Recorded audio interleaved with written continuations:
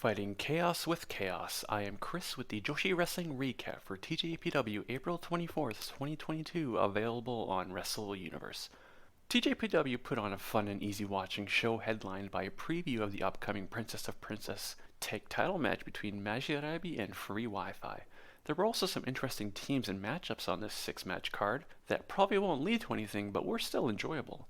This was a multi-camera show with no commentary. The Up girls started the show with a song and dance. We opened with a singles match between Mahiro Kiru and Yuki Aino. Yuki Aino has started having more singles matches since her sister Nodoka Tenma retired, and it feels like she's still trying to find her way without her. This match started with both wrestlers trading holds and locks until Mahiro Kiru was able to trip Yuki Aino into the ropes and got some offense in. After that, Mahiro Kiru was able to get control of the match for large portions. When Yuki Aino was able to connect with a power move though, she took over. Yuki Aino hit Mahiro Kiru with a second rope shoulder tackle followed by gut-wrench suplex. Mahiro Kiru wasn't finished though, and put on a bit more fight until Yuki Aino got the Bulldog to connect. She followed that with the Venus DDT, which is a reverse DDT, for the pinfall victory. The second match on the card was between Kaitourabami and Rika Tatsumi. I was pleasantly surprised by this match. Kaitourabami gets better every time she's in the ring. Also, I will let you in on one of my personal pet peeves with Rika Tatsumi, her overuse of her hip attack offense, but she kept that to a minimum in this match and only used it once, which I was totally fine with.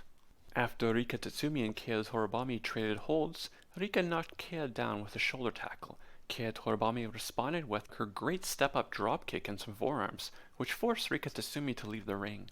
While hiding, Rika made her way to the outside of the ring and snuck up on Kaitourabami and struck her down to the ground. Rika Tatsumi was in control for much of the match from this point forward. Kaitourabami did get some nice combinations in though, and pulled out a new move. It is a bit hard to explain, but it was a rolling pin off the second rope in the corner. A few members of the Tjpw roster have signature pins, but they don't really win with them yet, like Raku or Palm's special pins. This match pivoted on a leg submission Rika Tatsumi applied. It didn't win her the match, but Kaitourabami's leg was giving her trouble after it, and Rika laser focused on the leg after that. Rika kicked the leg, hit a dragon screw leg whip, and applied the figure 4 leg lock. Kaitourabami slowly made her way to the ropes, but Rika Tatsumi pulled her to the center of the ring and Kea tapped. Rika Tatsumi wins via submission. The third match on the card was a tag team match. Suzumi and Arizu Endo's team, Daisy Monkey, versus the team of Yuki Kamafuku and Haruna Neko. Yuki Kamafuku is the second tallest member of the Tjpw roster and was teamed with the shortest member, Haruna Neko. This fact did come into play at one point in the match. To start the match, Yuki Kamafuku tried to get an early eye poke on Arizu Endo, but kept getting blocked. Arizu did end up getting poked in the eye though when Yuki Kamafuku escaped the head scissors, then tagged in Neko. Suzumi was tagged in also, and Suzumi was doing all she could to not get scratched by Haruna Neko. But much like her partner, she could only hold off the attacks for so long before Haruna Neko raked Suzumi across the back with her claws. The rest of the match was pretty back and forth, and both teams were good. Suzumi really impressed me in this match. It almost felt like she was able to go full speed this match, and was zipping everywhere. Suzumi had great chemistry with Haruna Neko also. I wonder how much of that is because Neko is one of the only people on the roster she is taller than. The end of the match saw Haruna Neko in control against Suzumi after hitting some clotheslines. Haruna Neko went for her rolling codebreaker the second time in the match, but Suzumi with perfect timing reversed it into a cutter and got the pinfall victory. The fourth match on the card was a fun and quick singles match between Raku and Hyper Masao. Most of the fun in this match happened in the first couple minutes, but I did notice that Raku was using more moves throughout, and there was a hint of another new move, but it was blocked by Hyper Masao. When Raku came to the ring, it was very noticeable that she had taped a can of cold spray to her back and was doing a very bad job of hiding it. Hyper Masao then came to the ring and asked for the mic. While Hyper Masao was talking, Raku pretended to go to sleep. When Hyper Masao went to check on the sleeping Raku, a lot of cold spray shenanigans from Raku followed.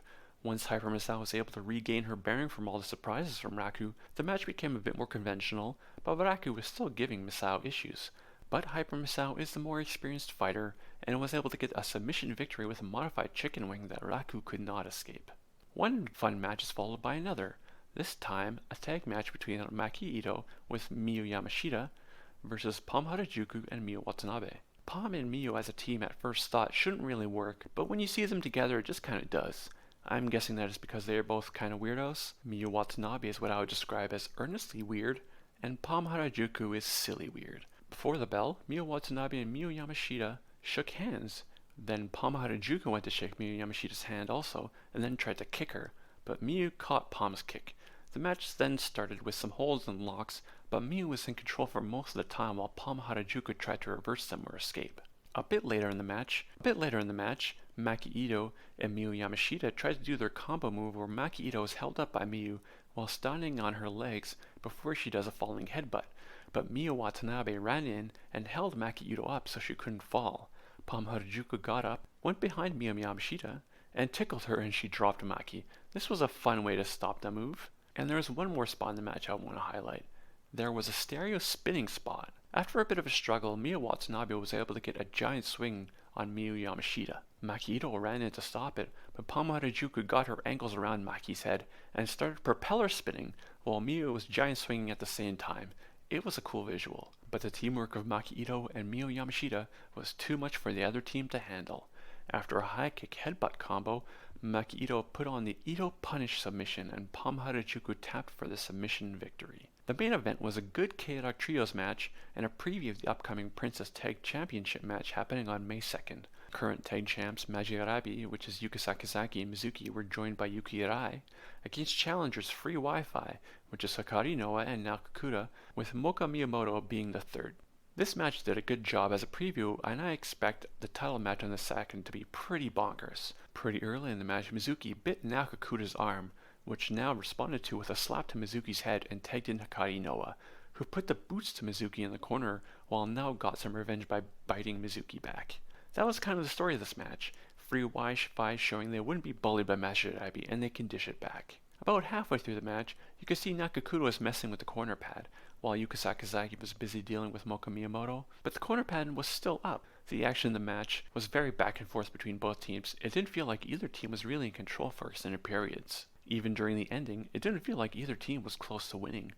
Mizuki was in the ring against Hikari Noa, and Chekhov's corner pad came into the picture. Mizuki was pushed into the corner by Hikari Noa, and Naokakuta was waiting and took off the corner pad she had loosened earlier, and Mizuki went face first into the exposed turnbuckle, and Hikari Noa did a special bridging pin and got the surprise victory. After the bell, Yuka Sakazaki was really mad, and picked up the corner pad and proceeded to hit Free Wi-Fi with it before leaving the ring.